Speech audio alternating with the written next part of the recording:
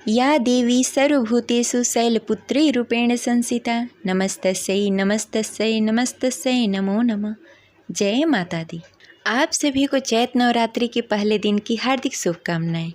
आज सुनेंगे माता शैलपुत्री की कथा, तो प्रेम से बोलिए जय माता दी, जय माता शैलपुत्री। आज से चैत्र नवरात्रि का प्रारंभ हो गया है। इस बार माता रानी गज यानी कि हाथी पर सवार होकर आ रही हैं और हाथी पर ही प्रस्थान करेंगी। यह बहुत ही शुभ है।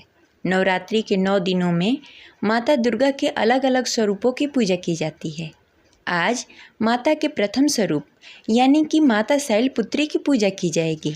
चैत्र मास की शुक्ल पक्ष की प्रतिपदा तिथि से चैत्र नवरात्रि का शुरुआत हो चुका है। पौराणिक मान्यताओं के अनुसार माता पार्वती पर्वतराज हिमालय की पुत्री हैं और माँ को शैलपुत्री स्वरूप में पूजा जाता है।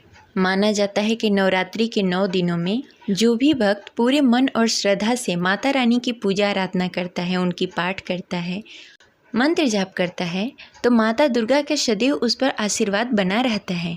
माता दुर्गा उसकी सभी मनोकामनाओं को पूर्ण करती है। माता दुर्गा के प्रथम स्वरूप माता शैलपुत्री का स्वरूप बेहद ही शांत और सरल है। माता के हाथों में त्रिशूल और दूसरे हाथ में कमल शोभा दे रहा है। माता अपने नंदी नामक बैल पर सवार होकर संपूर्ण हिमालय पर विराजमान है, इसलिए माता शैलपुत्री को विषारूढ़ा भी कहा जाता है। माता शैलपुत्री को उमा, सती, हेमवती आदि नामों से जाना जाता है। माता शैलपुत्री का वाहन वृषभ है। माता के माथे पर चंद्र सुशोभित है और उन्हें सफ़ेद रंग प्रिय है, इसलिए माँ शैलपुत्री की पूजा में उन्हें सफ़ेद रंग की ही वस्तु, पुष्प, गाय का घी, मिठाई अर्पित किया जाता है। मान्यता है कि विधिवत माता शैलपुत्री की पूजा से जीवन में शांति और सुख समृद्धि का वास होता है। वहीं माता शैलपुत्री के पूजन के पश्चात मंत्र जाप, आरती और कथा पढ़ना अति आवश्यक होता है। तो चलिए सुनते हैं माता शैलपुत्री की कथा। कथा अंत तक अवश्य सुनिएगा और कमेंट बॉक्स में जय माता दी लिखना ना भूलिए। चलिए शुरू करते हैं माता शैलपुत्री की कथा। प्रेम से बोलिए माता शैलपुत्री की जय। पौराणिक कथा के अनुसार एक बार प्रजापति दक्ष ने अपने घर पर यज्ञ आयोजन करने का सोचा, तो उन्हें सभी देवी देवताओं को अपने यहाँ आने का निमंत्रण भेज दिया। लेकिन राजा दक्ष ने भगवान शिव को नहीं बुलाया। देवी सती को लगा कि उन्हें बुलावा भेजा जाएगा, परंतु उन्हें यहाँ यज्ञ में आने का निमंत्रण नहीं आया। फिर भी देवी सती को उस यज्ञ में जाने का मन हुआ, लेकिन भगवान शिव ने उन्हें जाने से मना कर दिया। भगवान शिव ने सती से बोला, अभी उनके पास यज्ञ में जाने के लिए कोई निमंत्रण नहीं आया है, इसलिए वहाँ जाना उचित नहीं होगा। फिर भी देवी सती ने उनकी बात नहीं मानी, बार बार यज्ञ में जाने के लिए आग्रह करने लगी।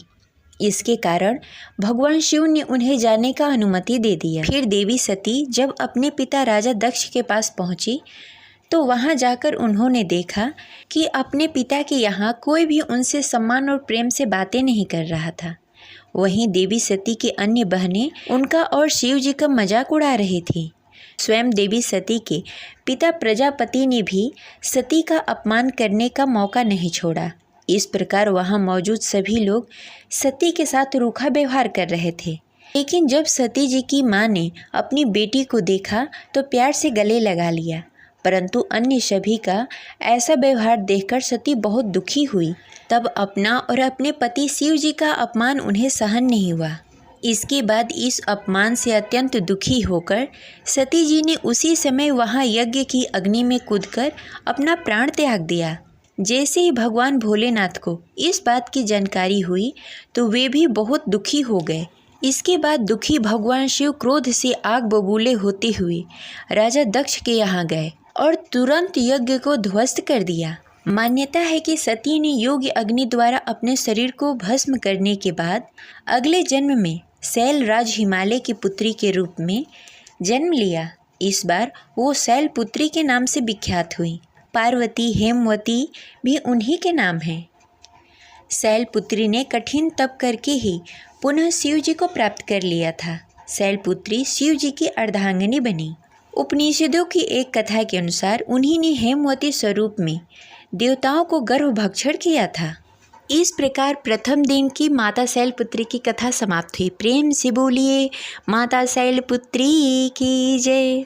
आशा करते हैं हमारी कथा आपको अच्छी लगी होगी, तो इस वीडियो को लाइक करके कमेंट बॉक्स में जय माता दी अवश्य लिखें। अगली कथा सुनने के लिए इस चैनल को सब्सक्राइब कर लें। मिलते हैं अगले वीडियो में, तब तक के लिए जय माता दी।